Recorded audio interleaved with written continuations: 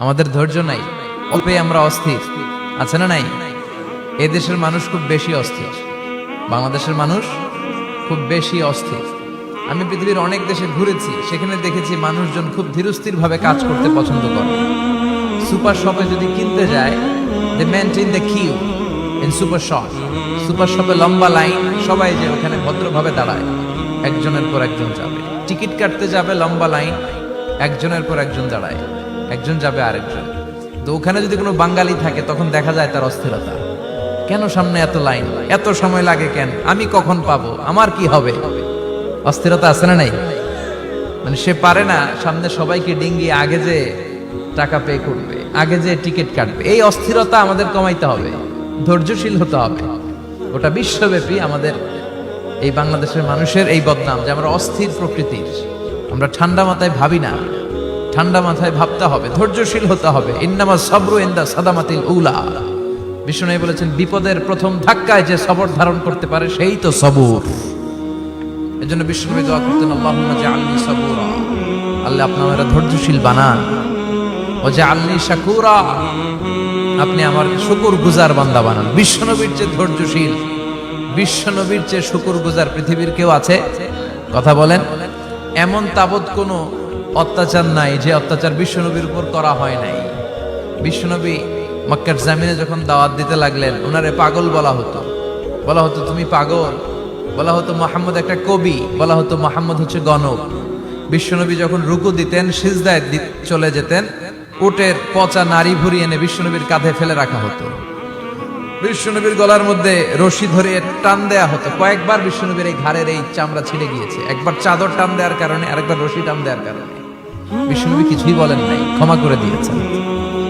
যেই মক্কার শত্রুরা বিশ্বনবীকে মক্কা থেকে বিতাড়িত করেছেন, এবং যেই রাতে উনি হিজরত করলেন, মাইগ্রেট করলেন, উনি কেঁদে কেঁদে বারবার মক্কার দিকে ফিরে তাকায়, আবার যায়, আবার ফিরে তাকায়, মাতৃভূমির মায়া ছাড়তে পারছেন না।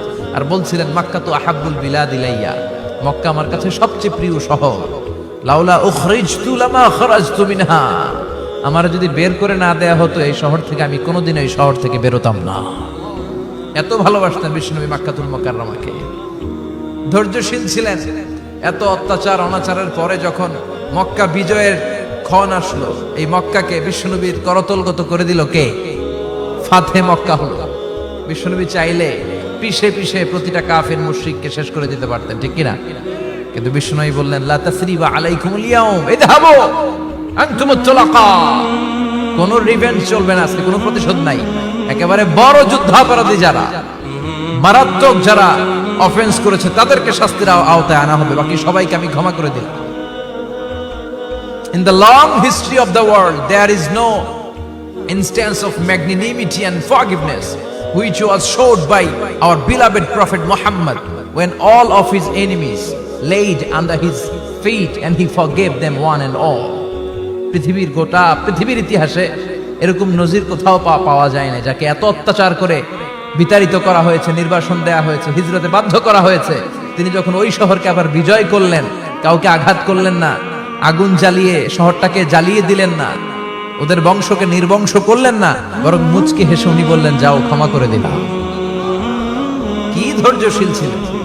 আবার দোয়াও করতেন, আল্লাহুম্মা জাআলনি সাবুরা, আল্লাহ আপনি আমার ধৈর্য বাড়ায় দেন। ওয়া জাআলনি শাকুরা, আপনি আমার শুকরগুজার বানান। ওয়া জাআলনি ফি আইনি সাগীরা, আল্লাহ আমার চোখে আপনি আমারে ছোট বানান। ওয়া ফি আ'ইউনিন নাসি কাবীরা, আল্লাহ মানুষের চোখে আপনি আমারে বড় বানান। কি মানুষ ছিল, নিজের চোখে নিজে ছোট থাকতে চাইতেন। আমরা নিজের চোখে নিজের বড় মনে করি, এরকম ডাকাইত আছে না নাই? নিজেরাই নিজে মনে করে কত বড় সাহেব, লাট সাহেব। মান তাওয়াদা তারাফা, এটা হচ্ছে সুন্নাতুল্লাহি ফিল আরদ। মান তাওয়াদা তারাফা, যে নিচে নেমে থাকতে চায় আল্লাহ ওরে টেনে উপরে উঠায়, আর যে খালি উঠতে চায়, হিংসা করে অহংকার করে উপরে ঠেলতে চায়, ওরে নিচে নামায় দেয় কে? সাইয়েদনা আদমকে আল্লাহ বললেন, আদম সাল্লিম আলা উলাইকান নাফার লাম্মা খালাকাল্লাহু আদামা ওয়া কানা তুলহু 60 যিরাআন। নিচে নেমে গেলে যে উপরে ওঠে, আর উপরে উঠতে চাইলে যে নিচে নামে, উদাহরণ দেখেন। আদম আলাইহিস সালামকে তৈরির পর আল্লাহ বললেন, আদম সাল্লিম আলা উলাইকান নাফার, এই ফেরেশতাদের সালাম দাও। কি দাও? সালাম দাও। কোনো প্রশ্ন নাই, আল্লাহ সালাম দিব কেন, ফেরেশতারা আমারে দিব না কেন, আমি আগে দিব কেন, কথা আছে কোনো? যেই সালাম দিলেন, সালাম দেওয়ার সাথে সাথে ওনার মর্যাদা বাড়িয়ে দিল কে? এত মর্যাদা বাড়ালেন যে নূরের ফেরেশতারা মাটির আদমকে সেজদা দিতে বাধ্য হয়েছে। চিৎকার করে বলেন ঠিক কিনা?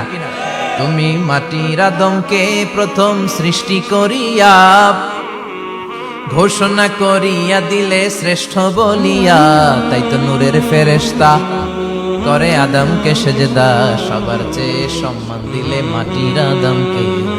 আল্লাহু আল্লাহু পড়েন, আল্লাহু আল্লাহু তুমি জাল্লে জালালুহু, শেষ করা তো যায় না গে তোমার গুণগান। আল্লাহু আল্লাহু সুবহানাল্লাহ পড়েন।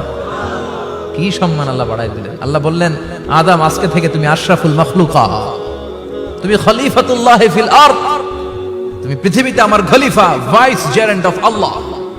আল্লাহর খলিফা, আল্লাহর আহকামগুলো পালনের জন্য ভাইস জেরেন্ট। চুরি করলে হাত কেটে দাও, কার আইন? এই কাজ আদম তুমি দুনিয়াতে যেয়ে করবে। জিনা করলে ডেথ পেনাল্টি, হেড অফ, শিরচ্ছেদ করে দাও, কার আইন? খলিফা হিসেবে মানুষ এসে করবে। মানুষকে আল্লাহ আশরাফুল মাখলুকাত বানিয়ে দিলেন, নিচু হয়েছে বড় বানিয়ে দিলেন। আর শয়তানের অবস্থা কি? শয়তানকে আল্লাহ বললেন সেজদা দে আদমকে। শয়তান যুক্তি দাঁড় করিয়েছে, খালাকতাহু মিন তিন খালাকতানি মিন নার ওয়া খালাকতাহু মিন তিন। আল্লাহ আপনি আমারে বানাইছেন আগুন দিয়া, কি দিয়া? আগুনের ধর্ম উপরের দিকে ওঠে আর মাটির ধর্ম সে নিচে পড়ে থাকে, আমি কেন সেজদা দেব? শয়তানকে চিরকালের জন্য ইবলিস মালউন, অভিশপ্ত আর জাহান্নামী হিসেবে ঘোষণা দিয়ে দিল কে? এজন্য আপনি ছোট থাকতে চাইবেন, আপনারে বড় বানাবে কে? আর আপনি নিজে যদি বলেন আমি বড়, থাপ্পড় মেরে আপনারে নিচে নামাই দিবে কে? এজন্য বিশ্বনবী দোয়ায় বলতেন, আল্লাহুম্মা জাআলনি সাবুরা ওয়াজআলনি শাকুরা ওয়াজআলনি ফি আইনি সাগীরা ওয়া ফি আ'য়ুনিন নাসি কাবীরা। ও আল্লাহ, আপনি আমারে ধৈর্যশীল বানান, আপনি আমারে শুকরগুজার বান্দা বানান, আমার চোখে আমারে আপনি ছোট বানান, মানুষের চোখে আপনি আমারে বড় বানান। সুবহানাল্লাহ পড়েন। এজন্য সবসময় শুকরগুজার থাকার চেষ্টা করতে হবে। রাজি আছেন তো? যে কোনো মুহূর্তে, যে কোনো পরিস্থিতিতে আমরা শুকরিয়া করব কার? চিল্লায় বলেন কার? আমরা যেন বেশি বেশি আল্লাহ তাআলার শুকরিয়া আদায় করতে পারি। আল্লাহ তুমি তৌফিক দাও। সবাই পড়ি আমিন।